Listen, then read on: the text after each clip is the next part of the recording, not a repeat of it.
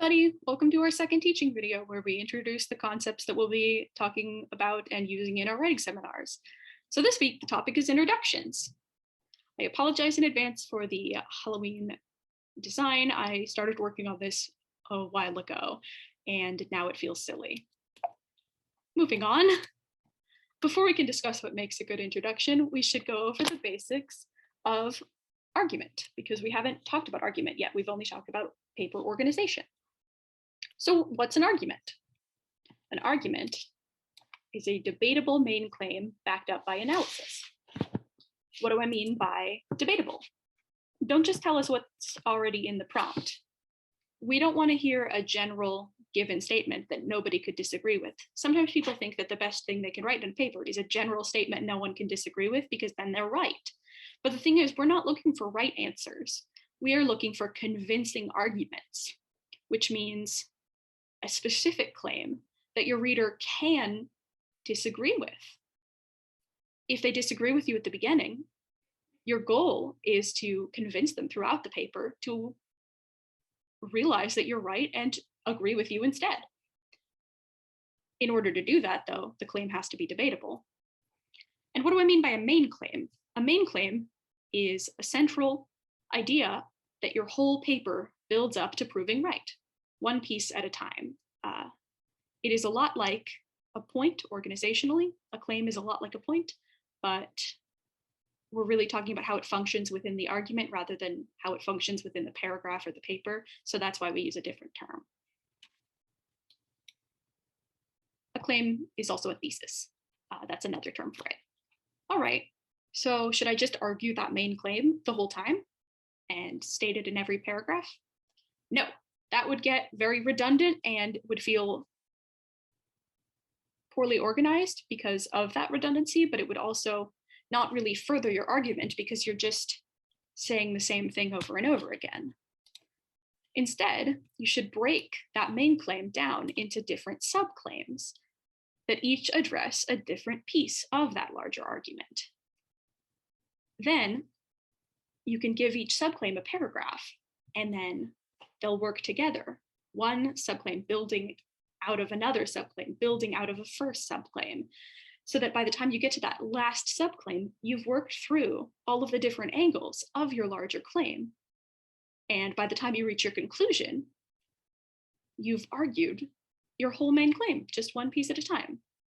So each paragraph feels like a new concept, but they all relate back to and help support this one main idea that you're trying to prove.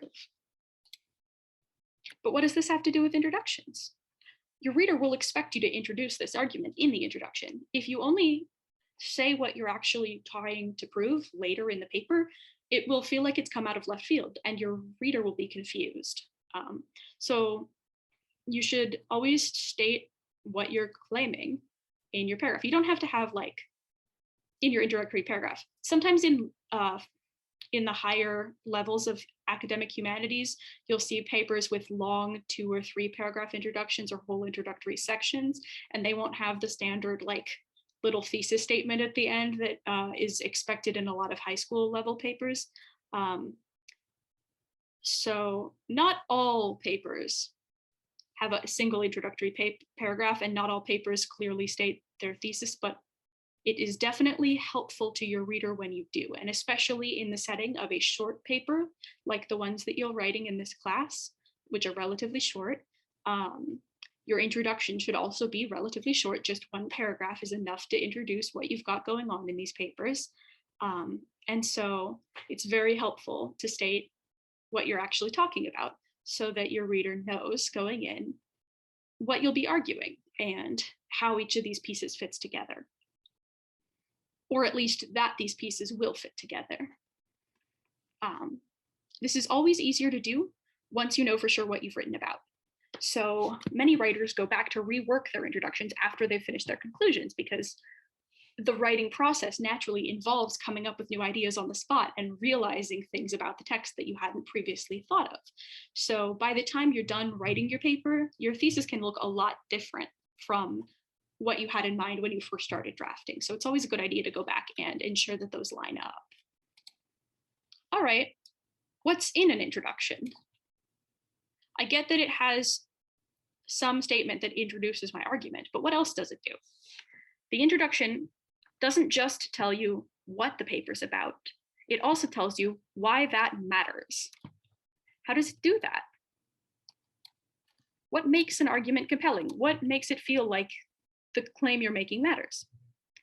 So introductions feel compelling to the reader when they present a common or straightforward way of approaching the text, like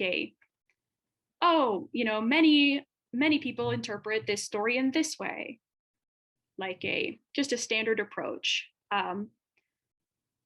Then they point out a problem with that approach, complicating the reader's understanding. So like if the reader agrees with the statement that say, Pu Songling's tales are strange because they're about ghosts, many Western readers might assume that that's why they're strange.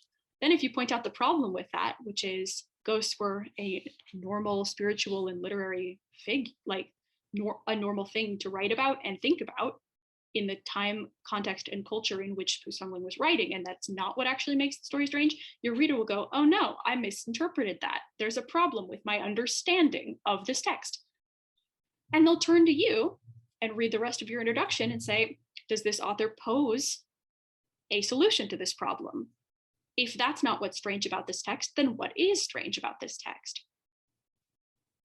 So the first thing that we've talked about here is called the stasis, the standard assumptions made about a text, or they don't have to be like the gold standard, but like a standard assumption that could be made about this text. One reading of this text that you've heard before that you don't agree with. The reading of this text that you are writing against.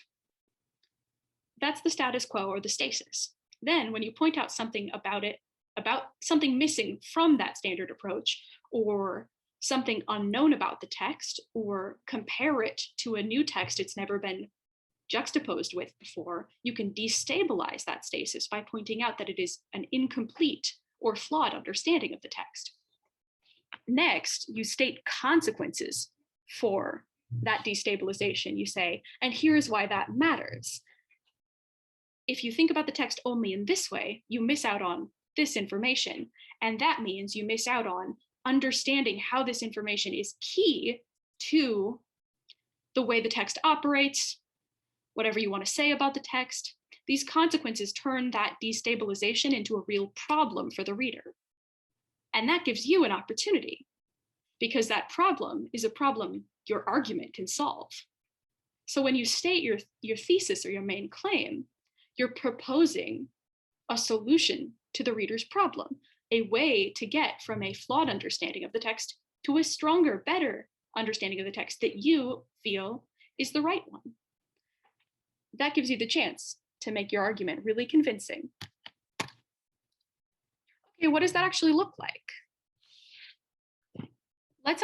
Let's go through an example and identify a stasis, destabilization, consequences, and a main claim in the following introduction that I've adapted from Jace Weaver's Native American Authors and Their Communities. So I'm going to ask you to take a few minutes here, pause the video, read this paragraph, and think about what parts of it you think are the stasis, the destabilization, the consequences of that destabilization, and finally the solution posed, which will contain the main claim.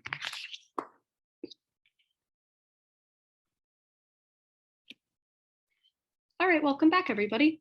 So here's what I identified as the stasis, these underlined two sentences, because here Weaver poses an idea that he does not agree with. And you can tell that he does not agree because he puts genuine in quotes, and he says that this is the case with too many non-native scholars. Both of those choices instill a sense of doubt that builds into what I've bolded here, the destabilization, this first question that asks, but is that really the case? And I think the bulk of this paragraph, the bulk of this introduction is really consequences of that destabilization, because each of these subsequent questions and each of these examples of different Indigenous authors is talking about specific consequences of potential alternative definitions for what Native American literature is, if it's not exclusively oral myths. Finally, I think these last few sentences pose a solution I believe that what Weaver's claim is sort of parts of it are in each of these sentences. So it's hard to pick one sentence that is the thesis statement, but it's clear in this bulk of text down here that what Weaver's arguing is that there is a general defining thing called worldview, that although you cannot generalize the diverse cultures of Indigenous people across America, you can talk about a broad common worldview of Indigenous Americans because there are a lot of shared experiences that people go through. And several scholars, different from the too many scholars mentioned above, have attempted to delineate the components of that worldview. Now, he doesn't actually state the components of that worldview yet, which some writers would argue you should state more clearly what specifically you will talk about going on, but he does hint at it, which does give the reader some idea of what he's going to talk about next, which is the components of this worldview and its importance for Native literature and the Native community in general. Well, that's it for the teaching video. Like last time, I am going to ask you to read everybody in your group's paper, and I'll split you up into groups so you can fill out the appropriate worksheets for one another, and then we'll use those worksheets as a guide when we workshop your outlines together as a group. Bring your laptops or printed copies, and have a safe, healthy weekend and a happy late Halloween.